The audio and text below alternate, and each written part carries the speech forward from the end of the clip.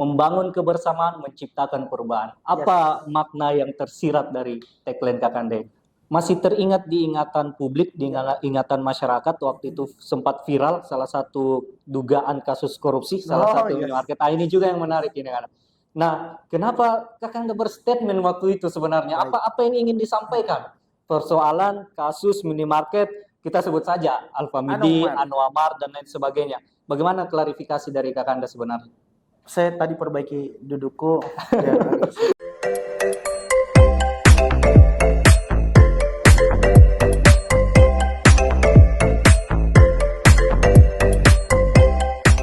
Baik, bismillahirrahmanirrahim. Assalamualaikum warahmatullahi wabarakatuh.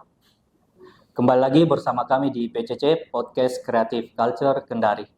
Pada kesempatan kali ini kita kembali kedatangan seorang narasumber masih dengan tema yang sama, yaitu gaya politik anak muda. Dan narasumber yang hadir pada kesempatan kali ini yaitu anak muda juga yang sekarang duduk sebagai anggota DPRD Kota Kendari periode 2019-2024. Kita sambut, inilah dia Kakanda Rizky Brilian Pagala. Kanda?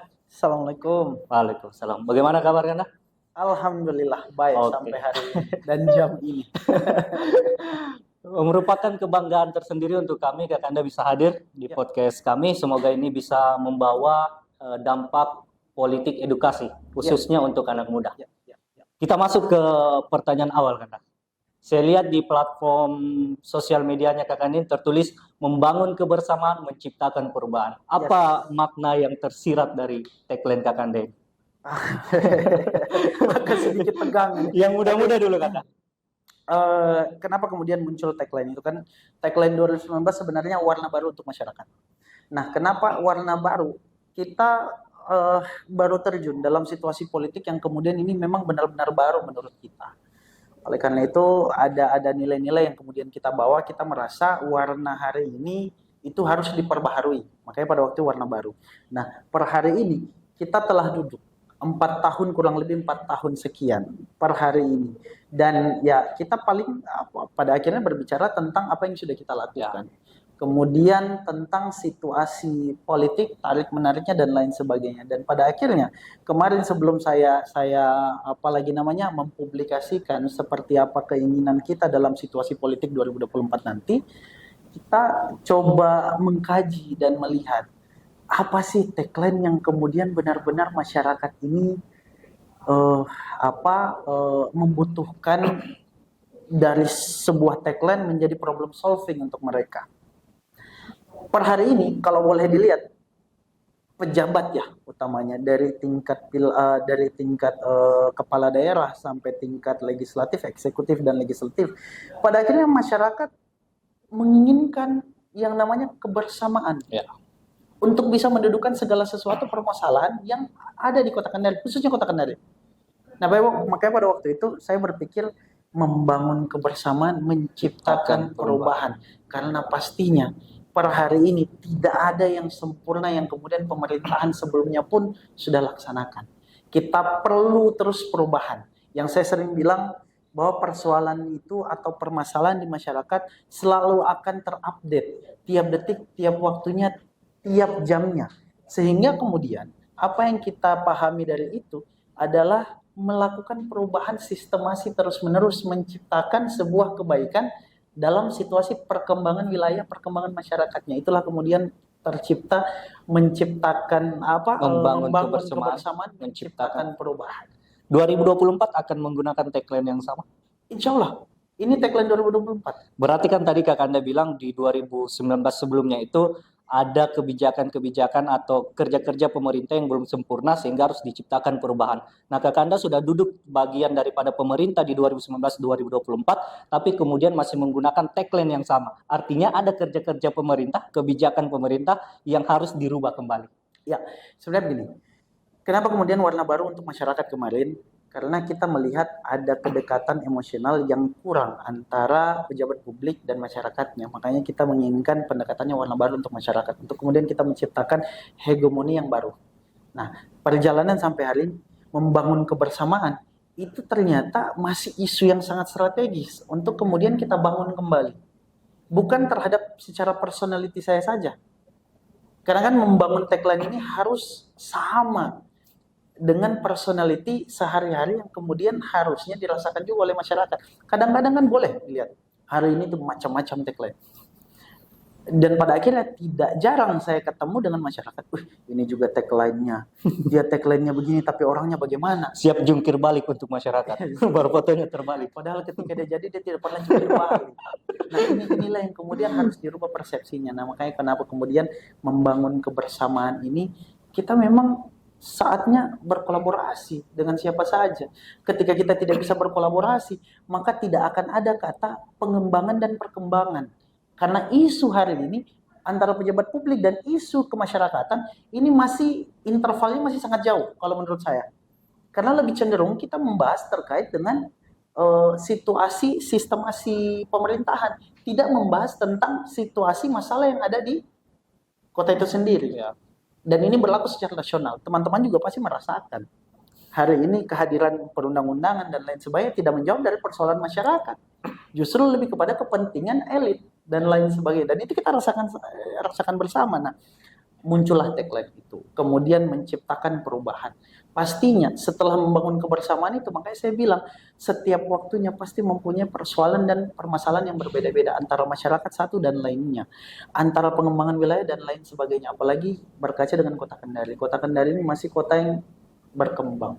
Dia belum kota yang maju. Dengan gemuknya multi etnik, multi adat, multi kultur masyarakatnya, ini membuat pasti persoalan tiap harinya berbeda-beda. Makanya perubahan itu keniscayaan selalu hadir karena menyesuaikan dari perubahan-perubahan sosial dan budaya itu sendiri. Baik. 2019 Kakanda Rizky ini menjadi anggota DPRD termuda. Dari 35 anggota DPR yang ada di Kota Kendari, Kakanda ini yang paling muda. Kakanda bisa diceritakan sedikit dengan teman-teman PCC perjalanan singkat saja Kakanda sebelum berhasil meraih satu kursi di DPRD Kota Kendari. Jadi memang singkat, tentu memang pasti mempunyai pendekatan yang cukup sulit pada waktu itu karena kita baru umur 24 tahun sudah apalagi namanya membawa tagline yang cukup besar, membawa harapan yang cukup besar dan dengan badan yang masih sangat kecil pada waktu itu untuk apalagi namanya berjalan di masyarakat, meraih simpatisan masyarakat, meraih kepercayaan masyarakat, trust publik kita bentuk pada waktu itu. Dan memang secara singkat dari saya di Jogja, saya bukan aktivis, tapi saya mengenali teman-teman yang bergelut dengan dunia itu. Bahkan sempat di Jogja saya membentuk beberapa gerakan itu sendiri untuk menyinggung terkait dengan persoalan-persoalan perkotaan. Nah, apalagi namanya pendekatan inilah yang kemudian terbawa saya sampai selesai kuliah, turun di Kendari, pulang kembali ke kampung, ternyata kegelisahan ini sama dengan apa yang kita melihat dengan kota-kota maju lainnya. Saya berpikir terkhusus, ini Kendari, dia masih pola kembangnya masih apalagi namanya bayi, dia masih balita ibaratnya, dia masih bisa punya banyak perubahan ketika generasi pemerintahan daerahnya ini memahami situasi pengembangan wilayahnya. Tidak sama kalau kita bicara tentang Jogja, kota-kota besar lainnya yang kemudian sudah terkunci dengan situasi yang memang secara kultur sudah tercipta. Nah, berbicara tentang itu, singkat perjalanan kita masuk dunia bisnis. Dunia bisnis kita memulai dengan usaha-usaha kecil-kecilan, pelan-pelan, sampailah kepada 2018 akhir. Pada waktu itu, saya sebenarnya kalau boleh diceritakan, saya tidak pernah terdaftar di DCS Kota Kendari. Oh, langsung di DCT kan? DCS saya itu di Dapil Konawe, Dapil 3. Dapil 3. Lalongga Sumeto, Seropia dan sekitar. Bukan di caleg goib ini kan? Penyusup. jadi ada ceritanya juga itu. Kenapa kemudian DCS saya terdaftar di sana? Saya orang yang cukup idealis pada waktu itu. Saya berpikir di kota ini terlalu banyak orang yang cerdas. Ya. Mereka bisa memikirkan kota ini secara konkret. Tapi di kampung kita, di kampung halaman kita, ketika berbicara kampung halaman, memang kalau bicara kampung halaman, saya kampung halaman Kota Kendari, Ibu Konawe, Bapak Konawe Utara. Nah, kita bicara kampung halamannya Ibu. Kota Kendari sudah banyak yang memikirkan Konawe. cukup kasihan ketika melihat beberapa kecamatan yang kemudian banyak keluarga kita berkehidupan yang sangat luar biasa susah dan tidak pernah tersentuh oleh aktivasi pemerintahnya. Makanya kemudian pada waktu itu kita berinisiasi, kita maju deh di kabupaten. Perjalanan waktu, hamin 1 bulan tiba-tiba ada perubahan. Langsung pindah di kota.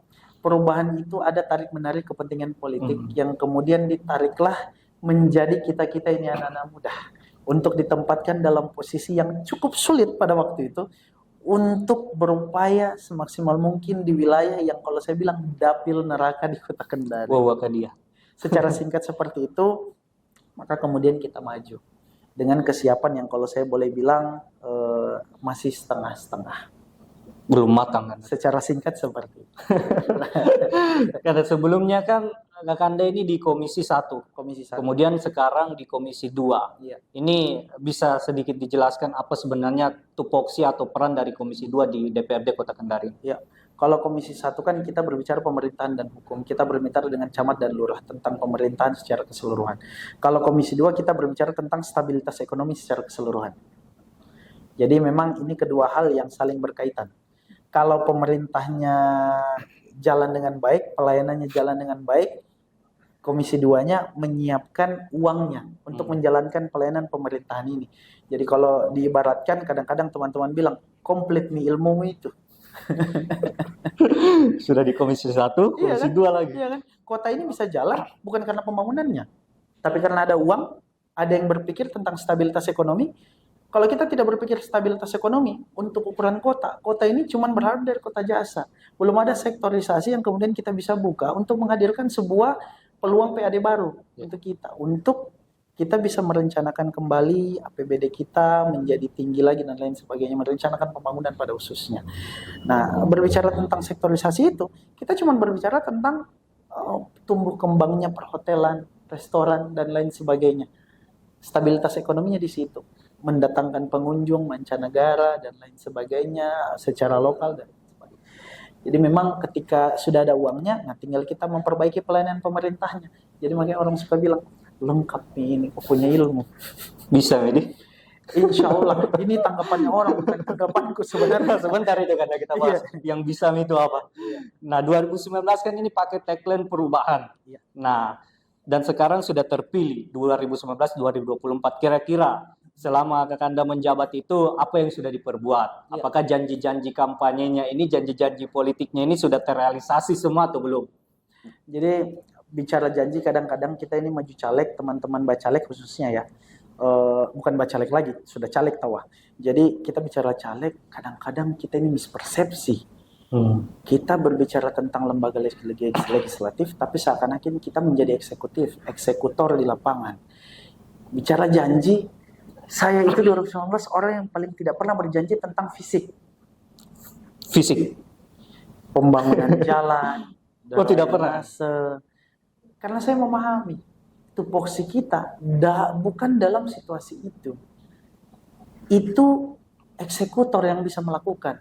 Siapa pemerintah Kota Kendari? Yang bisa kita janjikan adalah kita akan bersuara lantang kepada kepentingan masyarakat pada umumnya.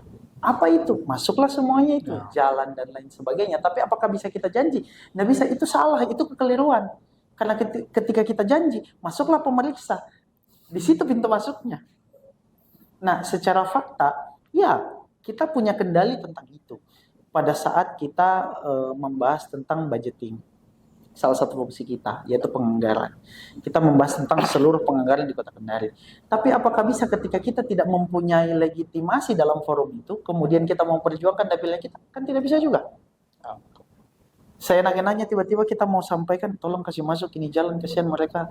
Tapi kalau kita tidak bisa mengantarkan forum ini kepada diskusi bahwa Kecamatan Kadia, Kecamatan Wawua hari ini membutuhkan aspal jalan di depan asrama haji, kita tidak bisa membentuk hegemoni yang seperti itu, maka tidak akan terjadi. Karena 35 anggota DPR mewakili dapilnya masing-masing mempunyai kepentingan masing-masing.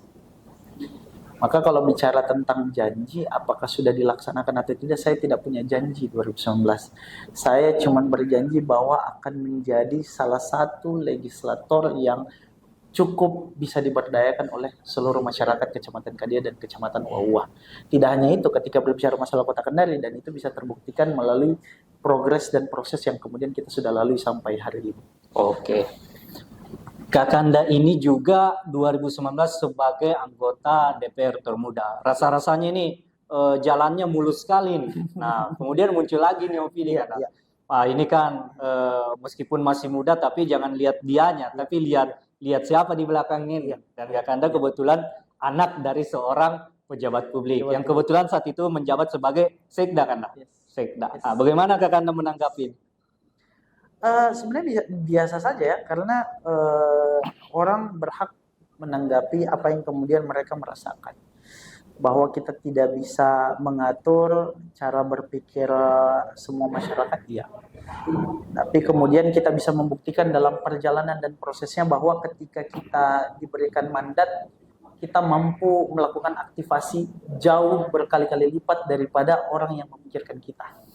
Mantap sekali. Dan ini bukan jawaban politis.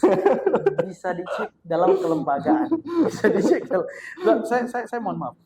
Kadang kita masuk di kelembagaan.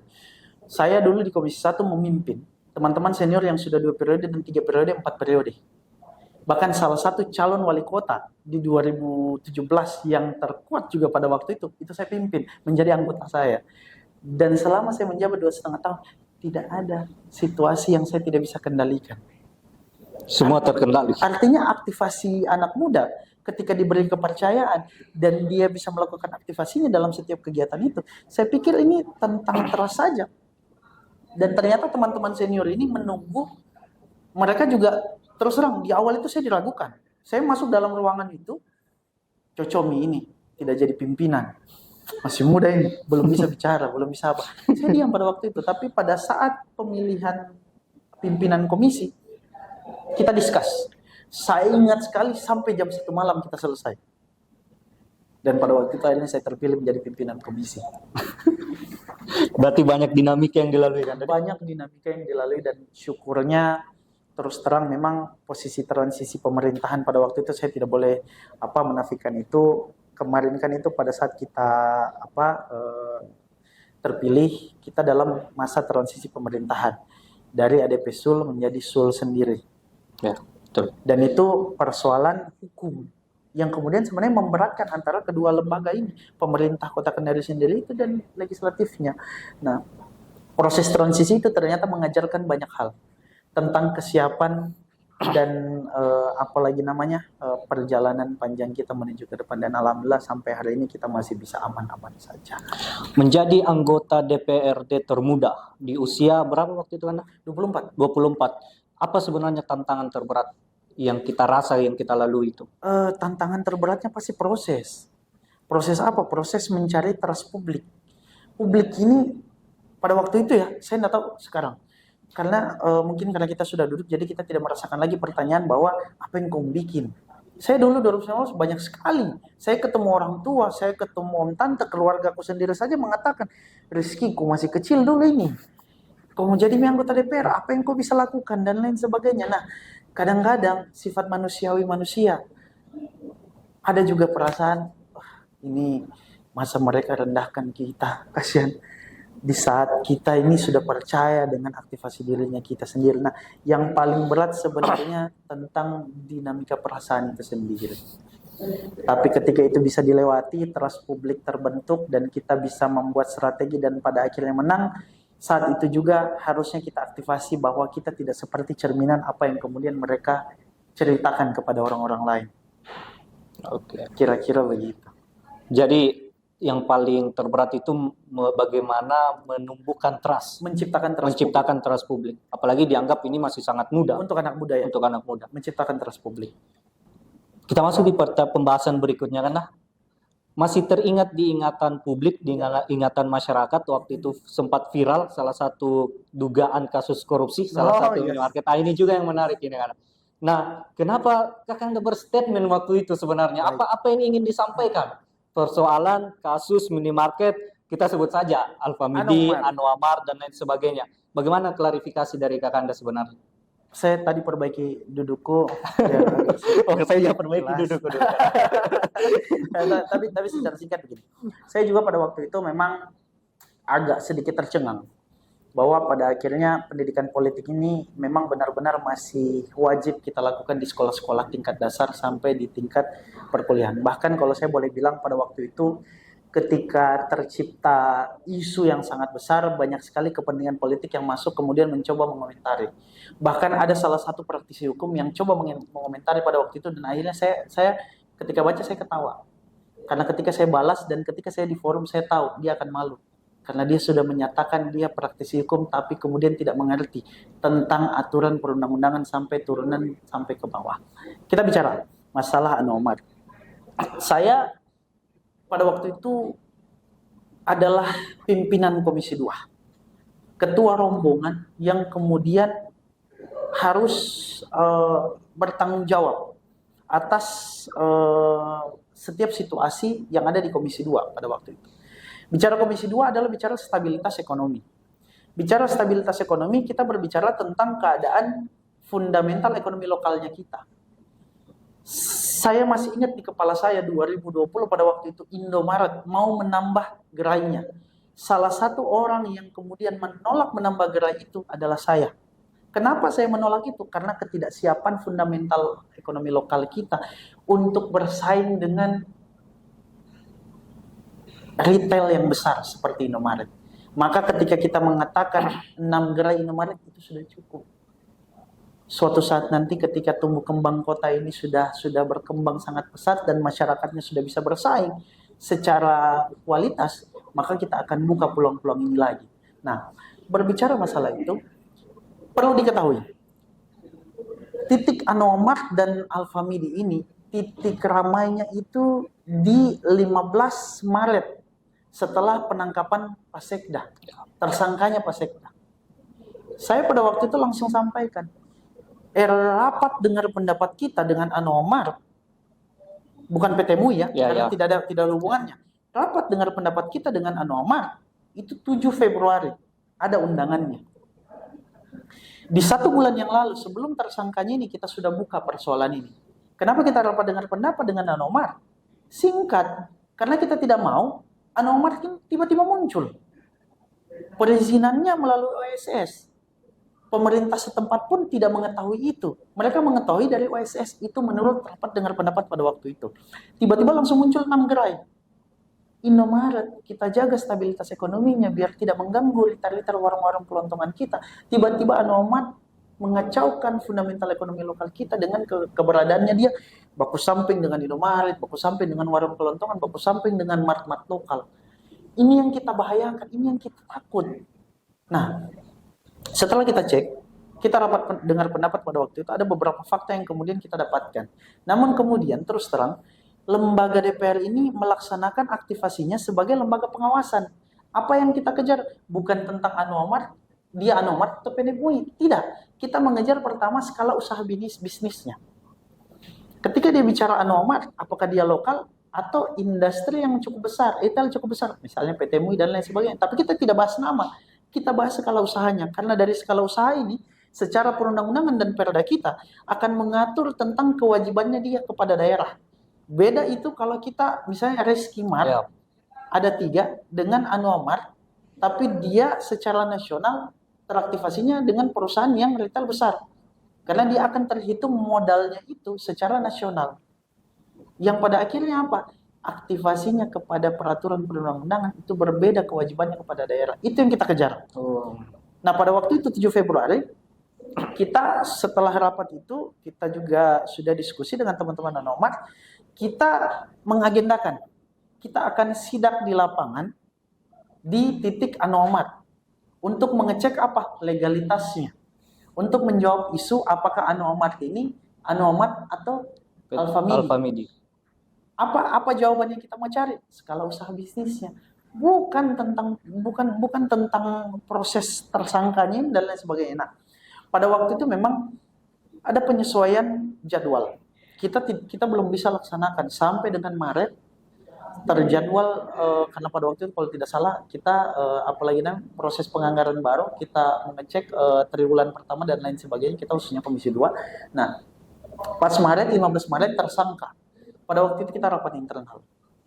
Kita rapat bagaimana kita telah membuka persoalan Anomat ini. Kita harus selesaikan. Karena ketika tidak selesaikan, maka publik akan bertanya kemana Komisi 2 persoalan pengawasannya. Kita turun, singkat cerita kita turun di lapangan apa yang kita harus lakukan? Inilah yang saya ketawai tadi, praktisi hukum. Dia mengatakan dia praktisi hukum tadi, tapi tidak memahami tentang fungsi kelembagaan. Apa bedanya eksekutif, apa bedanya legislatif, dan apa bedanya aparat penegak hukum. Dianggapnya legislatif bisa menggeledah ketika melakukan sidak. Dianggapnya legislatif bisa mengecek sampai sejauh itu, sejauh di mana aparat penegak hukum bisa mengecek dan mensidak. Padahal di situasinya kita cuma bisa melakukan pengawasan dan aktivasinya harus dari perusahaan atau swasta kepada kita. Makanya jelas sekali pada waktu itu saya tidak sendiri kunjungan lapangan, saya bertujuh atau berenam dengan anggota komisi semuanya. Namun pada akhirnya ketika selesai kunjungan itu, siapa yang harus bertanggung jawab kepada media? Ketua Komisi 2. Ya. Makanya pada waktu itu saya langsung sampaikan, bukan saya menyampaikan bahwa Anomat ini bukanlah Alfamidi, tidak begitu bahasanya. Bahwa setelah kunjungan lapangan, pihak Anomat sudah menunjukkan legalitasnya. Bahwa legalitas yang kemudian ditunjukkan adalah mereka perusahaan CV Garuda Cipta Perkasa kalau tidak salah pada waktu itu. Dan boleh dicek, kopiannya akan saya kirimkan kepada teman-teman media. Artinya yang menyampaikan dia bukan dari bagian PT MUI adalah Anomatnya sendiri. Bahwa dia bohong ataupun tidak, kita akan buktikan setelah persidangan dari kerja-kerja teman-teman aparat penegak hukum. DPR tidak bisa masuk ke dalam posisi itu. Itulah yang kemudian saya pikir keliru ketika teman-teman praktisi hukum menyampaikan bahwa seakan-akan DPR bisa mengecek dan menggeledah terkait dengan legalitas perusahaannya. Tidak bisa. Kita bahkan mengetahui fakta saja. Ini ada satu fakta yang belum diketahui publik. Tapi saya buka di hari ini. Siap. Ada satu fakta yang kita dapatkan. PT MUI mengirimkan distribusi barangnya disimpan di distributor lokal kita. Anomat mengambil di distributor lokal kita. Kita tidak tahu apa maksudnya. Ini satu fakta yang kemudian saya tidak pernah sampaikan di media manapun. Kita paham fakta ini, tapi apakah ini bisa menjadi bukti bahwa Anomat itu PT MUI? Tidak bisa juga.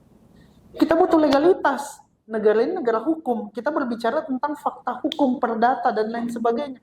Ketika kita dapatkan bahwa PT MUI memang ini, makanya saya bilang, saya tunggu ketika persidangan nanti membuktikan memang ada saham PT MUI 99% di Anomat, maka yakin dan percaya, silahkan dicek nanti. Orang yang paling pertama menutup Anomat adalah Rizky Berlian Pagala. Berani itu kan? Yakin dengan ucapannya kan? Karena kenapa? Berarti kan mereka tidak melakukan perizinan dengan kesesuaian fungsinya, dengan kesesuaian namanya. Ada perbandingan kewajiban kepada daerah pada akhirnya. Kalau dia PT MUI, dia berarti berbicara investasi secara nasional, dihitung permodalan secara nasional. Ada hal yang dia harus berkewajiban kepada daerah di luar dari kalau Anomat dia investasi secara lokal. Dan Kakanda siap bertanggungjawabkan perkataannya kan? Ya. Terus itu kan yang sesuai perundang-undangan dan peraturan daerah kita. Terus itu kan yang apa itu nota yang dari kasir itu yang keluar masih ada tertera PT Alfamidi itu bagaimana kan? Yang menjadikan itu sebagai satu bukti bahwa itu nomor bagian daripada Alfamidi itu bagaimana? Inilah yang saya bilang. DPR tidak boleh masuk ke dalam ranah menguji bukti itu. DPR melakukan pengawasannya. Aparat penegak hukum melakukan tupoksi dan fungsinya untuk menguji alat bukti itu.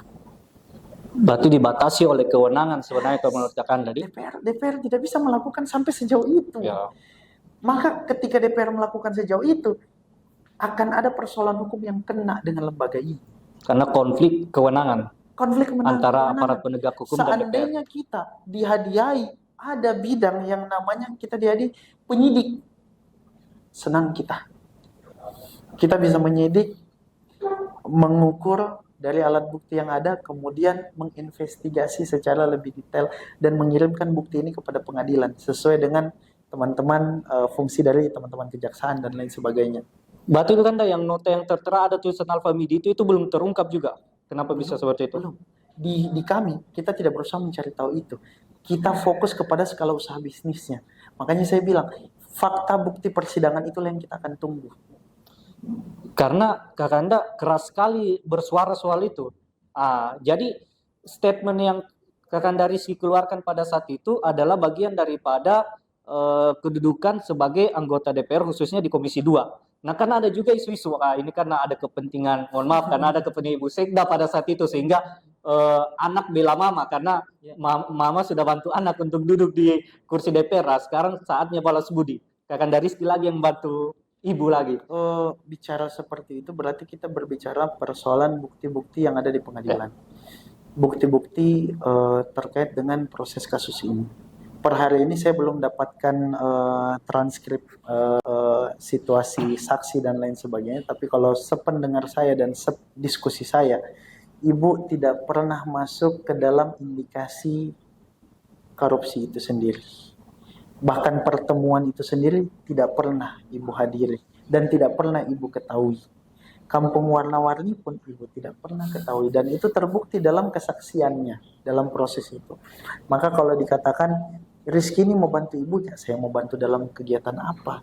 Sementara Ibu tidak masuk dalam situasi itu. Yang dicari pada waktu itu kasus ini adalah abuse of power-nya, penyalahgunaan kekuasaan. Maka ada juga yang saya langsung sebutlah, ada isu juga yang menyampaikan, oh iya dia membantu satu partainya. Iya, saya sampai menyampaikan, saya bantu satu partai berarti saya merugikan. Abuse of power tidak ada wakil. Abuse of power cuman ada wali kota dan sekda. Ya. Karena perintah ini antara dua ini. Iya kan? Iya, betul. Secara linear proses pemerintahan harus kita lihat seperti itu, dan pada akhirnya make sense tidak ketika seorang Rizky Brilian, anak kandung dari Ibu Nawa Umar yang juga sekda, mengatakan hal yang kemudian kontroversial dan kemudian tidak bisa dipertanggungjawabkan. Saya terus terang, seandainya dulu saya bukan pimpinan Komisi 2, mungkin bukan saya yang hadir di depan teman-teman di media.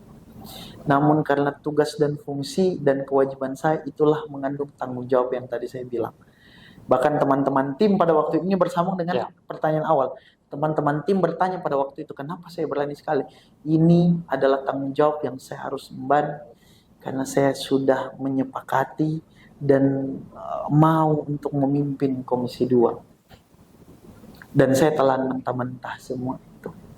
Kenapa saya harus? Memang ada keburukannya kepada citra politik saya, tapi kepada kewajiban dan fungsi politik saya selaku Dewan Perwakilan Rakyat Daerah yang ada di Komisi 2 dan pimpinan Komisi 2, saya harus melakukan itu. Semoga jawabannya dari Kakanda Rizky ini bisa menjawab isu-isu yang beredar di luar sana. Nah, kita masuk ke pembahasan berikut. Yang pembahasan yang substansial sudah lewat ini. Nah, sekarang kita masuk lagi ke wilayah politik. Kita perbaiki lagi dulu. Kakanda ini masuk di sebagai atau maju sebagai anggota DPR ini memang ada arahan dari orang tua, dari keluarga, atau karena memang cita-cita dari dalam diri sendiri? Ini apa sebenarnya? Politik ini hal yang baru, 2019, 2018, 2019 politik yang baru, politik hal yang baru karena kita tidak tahu. Saya pada waktu itu berpikir saja pemerintahan daerah ini harus ada suara anak-anak muda yang kemudian menciptakan solusi baru yang terbarukan. Kadang-kadang kita menyampaikan begitu. Nah, sesimpel itu kita berpikir, maka kemudian kita masuk dalam situasi politik, bahwa dalam prosesnya kita tentu pasti diskusi dengan orang tua sebagai orang yang lebih berpengalaman dalam situasi birokrasi dan lain sebagainya. Kemudian kita diskusi dengan tokoh-tokoh masyarakat, tokoh-tokoh agamanya kita, tokoh-tokoh pemuda, tokoh-tokoh orang tuanya kita. Ya, pasti itu diskusi itu pasti, dan meminta legitimasi saya pikir memang legitimasi itu harus ada di dirinya kita. Karena kalau saya pada waktu itu, makanya tadi saya jujur di awal, saya itu DCS di Konawe, bukan di kota, tapi karena ada tarik-menarik politik dan kisruh situasi politik pada waktu itu saya ke kota. Kenapa pilih partai PKS kan? PKS secara kedekatan kekeluargaan, iya dekat, sudah sejak dari dulu, dari waktu Om di Kendari dan lain sebagainya. Sampai kemudian kenapa sih kita pilih PKS? Kadang-kadang kan orang ideologinya dan lain sebagainya. Nah, saya berbicara kepada tujuan dan secara personalnya orang-orang yang ada di dalam itu. Karena setiap partai politik pasti bercita-cita untuk melakukan kebaikan. Ya. Terlepas dari bagaimana manuver dan apalagi namanya caranya, ini mempunyai pasti cara yang berbeda-beda. Namun kemudian yang paling penting menciptakan partai politik yang baik, pasti ini juga ada di niatan semua partai politik. Jadi kalau ditanya kenapa pilih PKS, saya pilih karena saya nyaman dan saya ingin membesarkan partai ini menjadi partai yang baik. Partai yang baik dalam artian apa? Menciptakan kader-kader yang unggul. Unggul dalam artian apa? Bisa berbuat banyak, bermanfaat yang banyak kepada banyak orang, dan bisa menciptakan warna yang benar-benar nyata dalam situasi fungsi di setiap kelembagaan. Itulah kenapa tadi sambungannya pada situasi Omar. Kenapa sih berani sekali? Ya, saya harus berani. Karena itulah beban dan tanggung jawab yang sudah diemban oleh saya selaku pimpinan Komisi 2 pada waktu itu. Secara politik merugikan, ya. Kalau saya mau main aman, sampai hari ini seharusnya aman-aman saja. Tapi tidak akan menciptakan pendewasaan dan situasi diskusi. Bangsa yang besar adalah bangsa yang bisa diskusi. Iya kan? Ada tidak bangsa yang besar hari ini tanpa ada dinamika yang terjadi? Bisa-bisa diambil kita dengan negara lain. Terjadi di Papua Nugini. Kira-kira seperti itu. Kurang lebih sudah 4 tahun duduk sebagai anggota DPRD 4 tahun lebih. Kota Kendari. Banyak tidaknya kebijakan pemerintah yang kurang diterima oleh masyarakat atau kurang puas diterima oleh masyarakat. Ada beberapa item yang akan kami ambil. Yang pertama, ini kami kurang tahu apakah ini berkaitan dengan Komisi Kakanda atau tidak. Yang pasti ini berkaitan dengan latar belakang keilmuannya Kakanda sebagai arsitek, sarjana arsitektur. Revitalisasi Taman Kalikadia. Yes. Kalau tidak salah itu sejarahnya adalah taman baca sebenarnya. Yes. Yang kemudian sekarang diubah, direvitalisasi menjadi sebuah taman. Yes. Bagaimana itu, Kanda? Yes. Sebenarnya cita-cita awal dari revitalisasi Taman Kalikadia, di awal itu kita merencanakan kalau tidak salah 2021. Dari 2021. Kita melihat ada potensi riverfront. Kita melihat di negara-negara besar lainnya ternyata ada kali. Namun kemudian kali ini ternyata menjadi potensi tersendiri, keindahan tersendiri dalam aktivitas perkotaan itu sendiri, dan pada akhirnya menjadi wisata yang baru. Inisiasinya singkat seperti itu. Maka kemudian terjadilah yang namanya apalagi mixed use. Kalau saya boleh bilang, Taman Kalikadia hari ini menjadi mixed use landscape. Dia harusnya dia menciptakan olahraganya, dia menciptakan perekonomiannya, dia menciptakan dan lain sebagainya, hubungan interaksi antara manusia dan manusianya. Nah, bicara tentang arsitektural, terus terang sampai hari ini Kalikadia itu belum mendapatkan rencana dan perencanaan pada seharusnya. Oh, belum ada, kan? Sudah ada rencananya, tapi Itu bukankah dulu taman baca, kata rencana tidak awalnya? seharusnya. Karena berbicara tentang riverfront, kita berbicara tentang pengendalian dari hulu ke hilir. Itu dulu. Ketika kita berbicara hulu ke hilir, dulu itu kita berencana harusnya filtrasi dari hulunya itu terjadi. Jadi ketika di yang air yang jalan di Kalikadia harusnya sudah bersih dan indah kita lihatnya. Kalaupun ada persoalan di kemudian di teknis hulu, harusnya bisa diselesaikan dan bisa diukur seperti apa teknis pekerjaan yang harus dilakukan lagi pemerintah kota. Makanya pada hari ini saya harus mengatakan itu pusat ekonomi, itu juga pusat interaksi antara manusia dan manusia tanpa harus ada transaksional ekonomi. Makanya ada tempat larinya dan lain sebagainya, jogging track dan lain sebagainya. Nah, harusnya ada apalagi namanya pergerakan ekonomi yang muncul dalam situasi itu. Makanya kemarin kan saya sempat menolak untuk relokasi pedagang yang ada di sana untuk selama-lamanya. Saya sempat bertemu dengan Pak PJ beberapa kali dan juga sempat diskusi dan pada akhirnya melahirkan keputusan di relokasi sementara. Relokasi sementara. Ketika sudah jadi, Dipindahkan kembali. dipindahkan kembali, tapi diatur lebih baik, dibuat cantik, tidak kayak kemarin kan memang benar-benar kumuh. Dan pedagang juga mereka juga sadar bahwa tempatnya mereka sangat kumuh, mereka juga mau dibersihkan. Nah, tergantung pemerintah Kota Kendari hari ini mau tidak menyiapkan lahan itu kembali sesuai dengan janji-janji kemarin. Nah, ketika berbicara revitalisasi Kali Kadia, kita berharap interaksi manusia dan manusianya itu terjalin di sana secara aktif dengan menciptakan potensi yang ada di tengah kota. Makanya saya suka bilang itu riverfrontnya Kota Kendari. Kapan lagi? Kadang-kadang kan kita cuma lihat di foto-foto di Perancis dan sebagainya. Kapan lagi di Kota Kendari kita lihat riverfront di tengah kota Kendari? Coba dilihat dengan baik. Nanti jalan-jalan di sana, ketika ada kayak yang bisa jalan di sana, ketika bersih airnya, apakah itu akan menjadi indah atau tidak? Pasti indah sekali. Ada aktivitas ekonomi di atasnya, indah sekali. Pengelolaan sampah bagaimana? Yang masih kurang baik? Pengelolaan sampah di seluruh Kota Kendari ya? Ya. Ini juga sejarah panjang sih, tapi secara singkat, sampah kita inginkan ada di tingkat kecamatan dan kelurahan. Kenapa kita harus menyampaikan seperti itu? Karena pola tumbuh kembangnya populasi masyarakat Kota Kendari yang terus signifikan bertambahnya. Grafik kita per 2019 itu masih 200 sekian puluh ribu.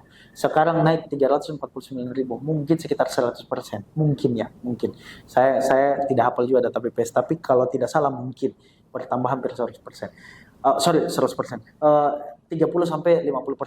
Nah, akibat dari itu akan terjadi penumpukan aktivitas, terutama persampahan mereka. Karena akibat dari aktivitas, efek dari setelah mereka beraktivitas, membeli, makan, dan lain sebagainya. Nah, sampah ini pada akhirnya bisa diselesaikan ketika orang terdekat pemerintahannya itu mengetahui.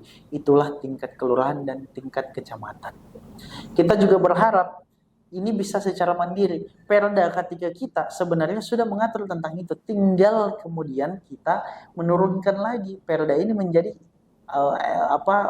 eksplisit tentang tata mekanisme persampahan. Ada TPST kemarin ya, setelah rapat harusnya kita inisiasi di tingkat kelurahan membentuk sebuah tim percepatan persampahan, penyelesaian persampahan.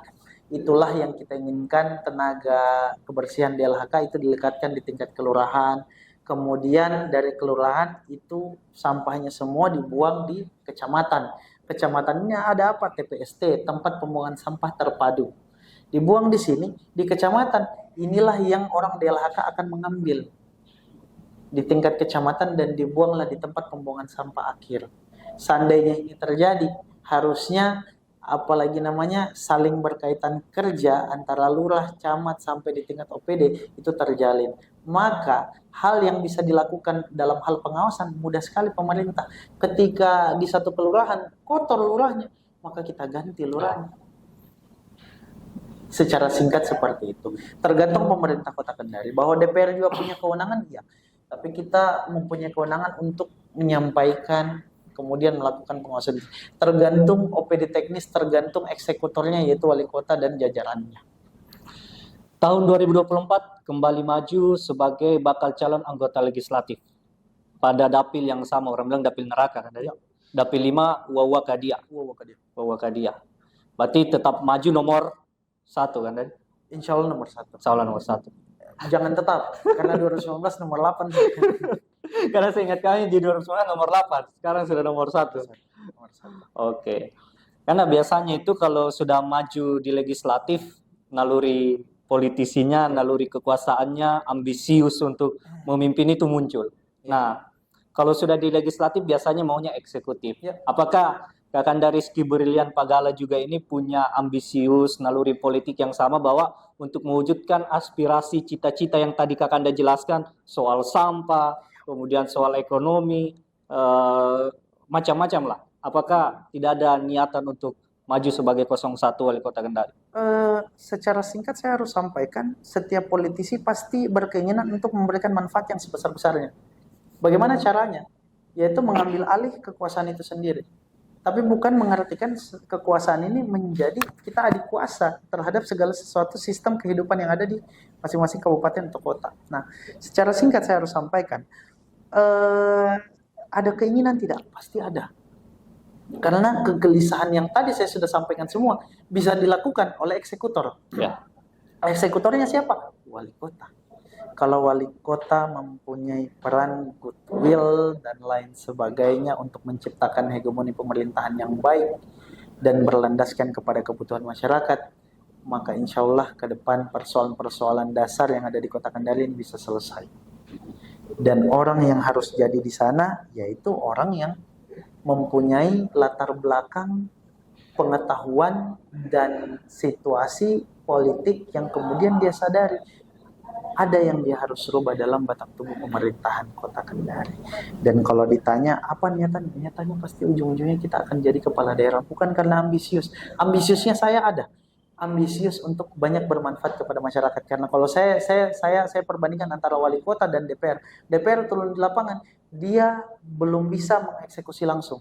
Tapi wali kota, misalnya insya Allah Agus nanti wali kota ya, turun Wakilnya Kakanda saja kalau saya. turun di lapangan. Ada persoalan lampu jalan. Oh iya, telepon ke Disub. Kita punya penganggaran lampu jalan untuk permintaan perbantuan kepada langsung dieksekusi besoknya. Kalau DPR nggak bisa. Menelpon kita koordinasi dulu, kita RDP dulu, kita urut dulu, kita apa dulu, menunggu lagi banyak hal yang kita harus latih. Makanya kalau saya bilang wali kota ini atau pemerintahan daerah atau dunia politik ini sumber kehidupannya segala sesuatu. Kebijakannya semua akan berimbas kepada seluruh kehidupan yang ada di masyarakat Kota Kendari. Dari sisi ekonominya, dari sisi sosialnya, peribadatannya, dan lain sebagainya. Dan itu kelihatan sekali pada waktu COVID. Ya. Iya kan? Kebijakan itu yang akan kita rasakan. Ternyata itu pemimpin. Berarti kita harus bercita-cita jadi pemimpin itu. Kira-kira kalau PKS berhasil kembali mempertahankan 7 kursi atau bahkan 9 kursi, berarti kan bisa usung sendiri. Ya. Kira-kira kalau trust dari masyarakat penuh, diberikan kepercayaan penuh kepada Kakanda, dari partai juga diberikan kepercayaan penuh untuk bisa maju sebagai salah satu bakal calon wali kota Kendari, bagaimana tanggapannya? Untuk per hari ini dan momen ini, saya pikir kebaikan dari seorang politik yang baik adalah melihat momentumnya dan kesiapannya. Kalau ditanya 2024 ketika PKS dapatkan kursi, kemudian dia punya kendali untuk mencalonkan sendiri dan lain sebagainya, mungkin kalau di sisi saya harus sampaikan, mungkin belum saatnya. Kalau saya menilai diri sendiri ya, saya tidak tahu nih kalau orang lain menilai. Tapi kalau dari sisi saya mungkin belum saatnya. Karena bagi saya, menjadi kepala daerah ini berat, Pak. Beratnya apa? Dengan pendapatan asli daerah kita yang sedikit, kita menciptakan perubahan yang cukup besar, pasti akan sangat sulit tanpa jejaring yang kuat di pusat. Ada dulu pemerintahan sebelumnya menciptakan perubahan pembangunan di Kota Kendari dengan PAD 90 miliar, tapi menciptakan banyak sekali proses pembangunan yang ada di Kota Kendari. Itu karena apa? Karena jejaringnya yang sangat kuat. Karena apa ya kalau saya bilang itu? Diplomasinya yang kuat. Menjadi kepala daerah ketika dia punya diplomasi yang kuat, baru bisa dikatakan dia kepala daerah yang sukses. Jadi kalau ditanya, mungkin kalau saya berpikiran justru kita harus sampai di pusat dulu, baru kita turun kembali ke daerah. Jawaban politisi kan tadi. Secara faktanya seperti itu. Insya Allah panjang umur, 2024 kita terpilih, insya Allah rezekinya kita 2029 kita harus bercita-cita sampai di RI. Berarti Kakanda ini main di wilayah legislatif saja, nih? Tidak. Legislatif dulu maksudnya. Cita-citanya kita untuk memperbaiki kota kan. Bagaimana caranya kita bisa memperbaiki kota kalau kita tidak punya jejaring yang kuat? Bagi saya 400 miliar, 390 sekian miliar PAD Kota Kendari tidak akan mampu membangun dengan persoalan yang dihadapi oleh Kota Kendari. Berarti kita harus di pusat dulu untuk membangun relasi itu kan tadi? Yes. Berarti secara tidak langsung 6 orang wakilnya kita di DPR ini belum mampu membangun relasi di pusat sehingga untuk memajukan kota Kendari atau Sulawesi Tenggara yang ada di 6 sehingga orang. harus Kakanda Rizky Brilian yang gantikan salah satu ini. Ya, ini juga cita-cita partai ya. PKS itu tidak pernah Belum ada dapat DPR RI. kursi DPR RI dari Dapil Sulawesi Tenggara. Insya Allah 2029, Insya Allah. 2024 ini mudah-mudahan ada. 2029 digantikan oleh anak muda. Namanya Rizky Brilian Pagala. Amin. Karena sebelum kita tutup, sedikit tips untuk anak muda yang akan terlibat di kontestasi Pilcaleg tahun 2024. Kira-kira strateginya apa, tips dan bagaimana sebenarnya kita menjemput kemenangan itu sendiri? Ya, secara singkat tentu memang mempunyai persoalan tersendiri masing-masing. Apalagi kita anak-anak muda, trust publik ini yang menjadi kesulitan tersendiri. Maka ketika kita berbicara trust publik, kita berbicara tentang kesiapannya kita. Kesiapan apa yang saya maksud? Kita harus siap. Ketika kita mengemban sebuah amanah, kita harus siap menciptakan hegemoni perubahan, situasi yang berbeda dari politisi senior kita, karena kita anak muda menawarkan kan masa depan kita. Ceritanya begitu, teorinya seperti itu. Ya. Mudah-mudahan teori semua anak muda dan aktualisasinya seperti itu, karena itu yang dibutuhkan masyarakat. Ketika mereka tidak lakukan seperti itu, maka terdegradasilah teman-teman anak-anak muda. Maka yang harus diciptakan adalah kesiapan. Maka kalau tadi saya coba berbagi, ada salah satu senior saya pernah menyampaikan kepada saya, ketika ingin keberuntungan itu datang, maka carilah momentum dan kesiapan itu sendiri. Ketika momentumnya datang, ketika kesiapannya juga datang, itulah keberuntungan kita untuk menciptakan sebuah perubahan yang ada di batang tubuh pemerintahan. Baik sekali. Nah, sebelum kita tutup, Kakanda Rizky Brilian ini sempat juga beberapa kali membuat kontroversi. Mohon maaf karena itu tadi mungkin kami lupa, itu kan hanya salah satu itu soal Anwar dan Alfamidi. Tapi tadi Kakanda membahas soal COVID. Masih teringat jelas di ingatan kami, waktu COVID itu Kakanda sempat diprotes. Ya. Karena menyelenggarakan waktu itu pesta kalau tidak salah. Sehingga, kenapa? Kenapa ini sudah ada surat edaran dilarang menyelenggarakan pesta di tengah COVID, tapi Kakanda justru menyelenggarakan salah satu pesta pada saat waktu itu saya pesta, dan sebenarnya ini secara personal ya. Waktu itu kalau tidak salah jam 9 malam baru ada instruksi. Sementara kita sudah jalankan pesta dan merencanakan itu dari jauh-jauh hari. Kita laksanakan dari jam 6 kan. Tapi kan pesta ini tidak mungkin kita usir tamu, jam 9 usir semua. Karena itu viral di media-media, di grup-grup ya. Dan itu saya pikir memang kepentingan politik. Mohon maaf, saya harus sampaikan itu kepentingan politik masing-masing orang. Dan kalau ditanya kontroversial, ya banyak kontroversial saya. Saya pernah menyampaikan tambang galian C harus dilegalkan. Tapi masih konsisten dengan pernyataan itu kan? Kenapa saya harus masih konsisten? Iya, kenapa? Hari ini Kota Kendari, kita mau berharap apa? 5, 10, 15 tahun yang akan datang. Kita berharap dari Kota Jasa. Sementara bonus deposit nikel kita harus sampai Jumat, Sabtu, Minggu Kota Kendari baru rame. Ya. Itu karena apa? Karena terciptanya nikel itu sendiri, aktivitas nikel di beberapa kabupaten penyangga kita. Makanya menarik perhatian publik untuk beraktivitas di Kota Kendari di Jumat, Sabtu, Minggu. Bayangkan, kalau deposit bonus nikel kita itu suatu saat habis, 15 tahun, 20 tahun yang akan datang.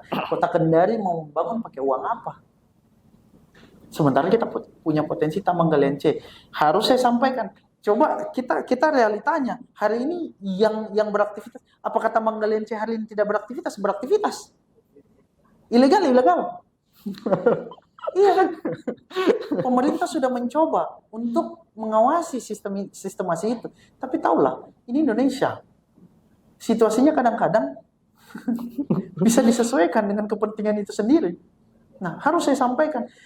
Ketika pernyataan saya dirunut secara baik, dilihat masalah potensi, rencana, dan lain sebagainya, dan direncanakan dengan baik situasi, bayangkan berapa penduduk di Nambo di sana yang banyak akan terbantu oleh aktivitas itu sendiri.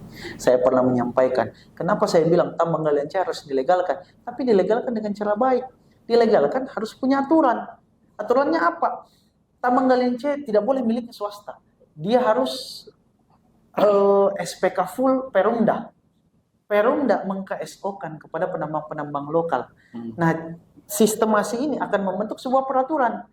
Filterasi, tidak boleh ada pencucian pasir, akhirnya mengakibatkan apalagi namanya kotornya kita punya pantai dan lain sebagainya. Nah, apa yang mau kita perlihatkan di situ? Ada potensi silika, ada potensi pasir dan lain sebagainya. Yang kalau saya boleh bilang, pembangunan Kota Kendari dan pembangunan Kabupaten Penyangga hari ini banyak terbantu. Ini fakta. Ya. Gus pernah membangun Membangun rumah atau apa dan lain sebagainya. melihat orang membangun pernah. Ya, tapi tahu ya harganya pasir Pohara dan pasir Nambo berapa? Selisih harganya 2 kali lipat. 2 kali lipat ya. Kalau tidak ada pasir Nambo, kira-kira orang membangun berapa kali lipat inflasi kita yang terjadi. Jadi harus ada pasir Nambo untuk menunjang pembangunan Itu pertama. Ya. Yang kedua, kita akan punya pendapatan asli daerah yang baru. Ketika postur jasa kita, hotel, restoran, dan lain sebagainya tidak seramai dulu, kota ini masih bisa ditunjang oleh potensi tambang galian C. Sekarang tantang saya dengan situasi itu. Belum ada hari ini yang pernah menantang saya dengan situasi itu. Dan kenapa saya harus berani menyampaikan itu? Itu lebih kepada tanggung jawab saya. Saya memahami Sebagai Komisi 2? Enggak. Tidak. Karena ini wilayah kerjanya Komisi 3. Sebagai anggota DPR yang mengetahui tentang kebijakan pemerintahan. Dan pada akhirnya, sudahlah, kita fair-fair saja. Hari ini tambang galian C jalan tidak? Jalan. Ilegal. Kenapa kita tidak legalkan? Tapi kira-kira kenapa tidak diproses itu kan?